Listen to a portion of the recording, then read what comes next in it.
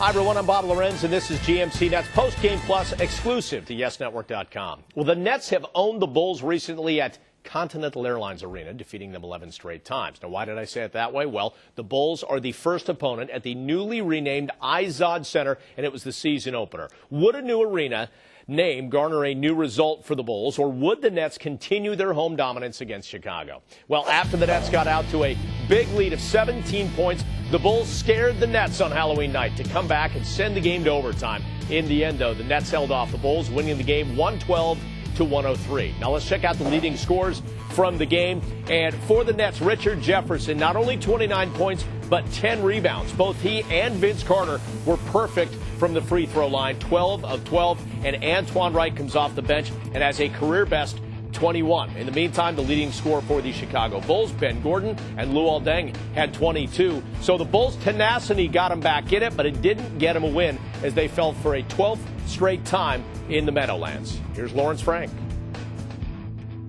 They came out with a hell of a third-quarter punch. You know, Ben was great. When you evaluate his shots, I mean, he made a ton of jump shots.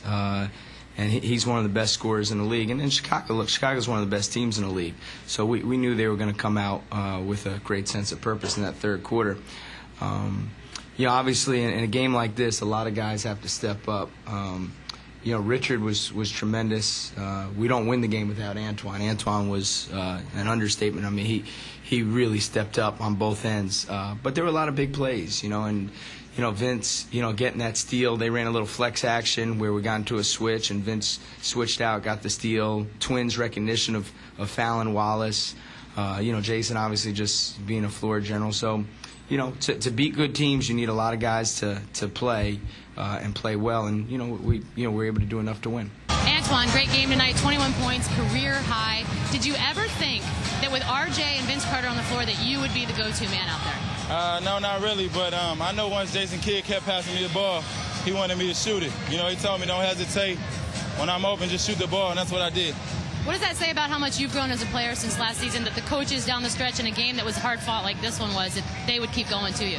It's really like a test of working hard. You know, my teammates believe in me, my coaches believe in me, and I'm just going to come out here and play as hard as I can and make my open shots, and, you know, I'll have games like this.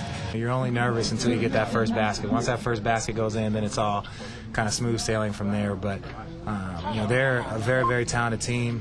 You know, it was a hell of a game tonight. How about getting that first win, you know, in this kind of game, you know, early in the season?